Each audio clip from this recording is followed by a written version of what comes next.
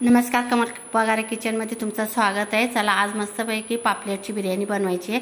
त्याच्यासाठी तांदूळ मी भिजायला ठेवून दिले, 10-20 मिनिटं भिजायला पहिलेच ठेवून द्यायचे। आता पापलेट घ्यायचे, त्याला मस्तपैकी साफ करून कापून कुपून घ्यायचे आहेत आणि नंतर मग त्याला स्वच्छ धुवून झाल्याच्या नंतर टाकायचं आहे हळद मीठ मसाला टाकून सनी लावून ठेवून द्यायचं आहे 10-15 मिनिटासाठी। थोडंसं अद्रक लसूणचं पेस्ट पण टाकायचं आहे आणि लावून 10-15 मिनिटासाठी झाकून ठेवलं का नाही मस्त मसाले लागतात त्याला। चला 10-15 मिनिटं झालेले आहेत। आता तवा ठेवलेला आहे, तेल टाकले, तेल मस्त गरम होऊन द्यायचं आहे आणि आता त्याच्यात फ्राय करून घ्यायचे आहेत पापलेट। खरपूस फ्राय करायचे आहेत। खरपूस फ्राय केल्याच्या नंतर ते भातामध्ये तुटत नाहीत, म्हणजे झाले बघा मस्तपैकी कडक फ्राय करून घेतलेत।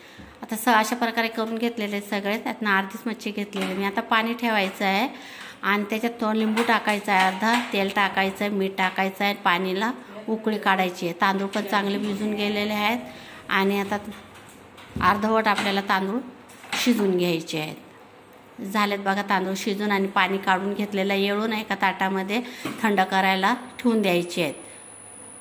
पसरून ठेवायचं आहे भात, हवेला ठेवून द्यायचं आहे पंख्याच्या आणि त्याच्यानंतर मग भात थंड होईपर्यंत आता आपण फोडणी टाकूया।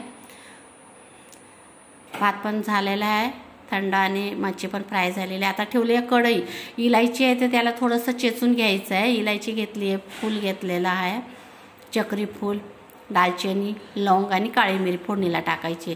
जिरा पण टाकायचं आहे 1 चमचा आणि 2 मिरच्या टाकून द्यायच्या आहेत। लांब लांब कांदे कापून घ्यायचे आहेत, लसूण टाकायचं, अद्रक टाकायचं, तेजपत्ता टाकायचं, चांगलं परतून घ्यायचं आहे आणि कांदे चांगले 4 कांदे घेतलेले आहेत मी मोठे मोठे आणि लांब लांब कापून घ्यायचे आहेत कांदे आणि मस्तपैकी फ्राय करून घ्यायचे आहेत कांदे पण। आणि थोडंसं मीठ टाकलं म्हणजे कांदे लवकर फ्राय होतात। कांदे फ्राय करून झाल्याच्या नंतर टाकायचे आहेत आता आपल्याला टमाटे, आपल्याला जेवढे पाहिजे तेवढे टाकायचे आहेत आणि ते पण परतून घ्यायचे आहेत। आता मसाले घेतले, धनिया पावडर घेतली आहे, गोडा मसाला घेतलेला आहे, गरम मसाला, काश्मीर पावडर, लाल पावडर आणि हळद। आता हे परतून झाल्याच्या नंतर टमाटे पण चांगले मऊ झालेले आहेत। आता मसाले टाकून द्यायचे आहेत आणि मसाले पण परतून घ्यायचे आहेत मस्तपैकी। आणि आता हे पाणी आपल्याला फेकायचं नाही आहे, तांदळाचं काढलेलं तेच पाणी टाकून आपल्याला हा मसाला थोडासा शिजून घ्यायचा आहे। सुकवलेला पुदिना आहे आणि कस्तुरी मेथी आहे, ही पण टाकायची। याच्याने चव खूप जबरदस्त आलेली बिर्याणीला। आणि हे पण आता आपण परतून घ्यायचं आहे मस्तपैकी छान। आता खालवर परतून घ्यायचं आहे आणि पुन्हा 1 ग्लास पाणी टाकलेलं आहे, भाताचं काढून ठेवलेलं आहे तेच पाणी टाकलेलं आहे आणि मीठ टाकायचं। पहिले पण मीठ टाकलं होतं, भातात पण मीठ टाकलेलं आहे, त्या हिशोबाने मीठ टाकायचं आहे। आता किचन किंग मसाला आहे तो टाकला आहे, 2 चमच्याच्या अंदाजाने किचन किंग मसाला टाकला आहे। हे पण परतून घ्यायचं आहे छान मस्तपैकी आणि त्यातला आपल्याला थर लावण्यासाठी अर्धा काढून घ्यायचा आहे मसाला छान शिजून झालेला आहे। अर्धा मसाला वाटीत काढून घ्यायचा आहे आणि मग आता पापलेट ठेवून द्यायचे त्याच्यामध्ये। जे फ्राय करून ठेवलेले आहेत ते सगळे आथरून घ्यायचे, अर्धे आथरायचे, त्याच्यावर मसाला टाकून द्यायचा आहे थोडा थोडा करून, म्हणजे मस्तपैकी ते पीस जे आहे ते मसाल्यात बुडायला पाहिजेत। झालेत बघा। आता वरनं कोथिंबीर टाकून द्यायची आणि आपल्याला भाताचा थर लावायचा आहे। जो भात शिजून ठेवलेला त्याचा थर लावून घ्यायचा आहे व्यवस्थितपणे आणि गॅस बारीकच करायचा आहे।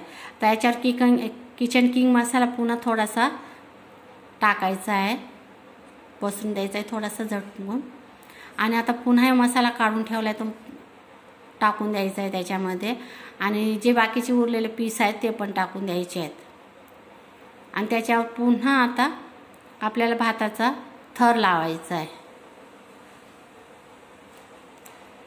खूपच मस्त बघा, एकदा नक्की करून बघा तुम्ही। थोडासा मसाला त्याच्यावर पुन्हा टाकायचा आहे पीसवर, म्हणजे मसाला मस्त लागायला पाहिजे मच्छीला। थोडी कोथिंबीर टाकायची अजून आणि त्याच्यावर उरलेला भात पुन्हा टाकून द्यायचा आहे आणि मस्त बारीक करून सनी त्याच्यावर झाकण ठेवून द्यायचं आहे पॅक असं हवा बंद। मी कढईतच बनवलेलं आहे, म्हणजे पसरट भांडं असतं म्हणजे पीस काढायच्या टायमाला तुटत नाहीत। झाली बघा बिर्याणी तयार आहे आपली मस्तपैकी। चला आता काढून घेऊया।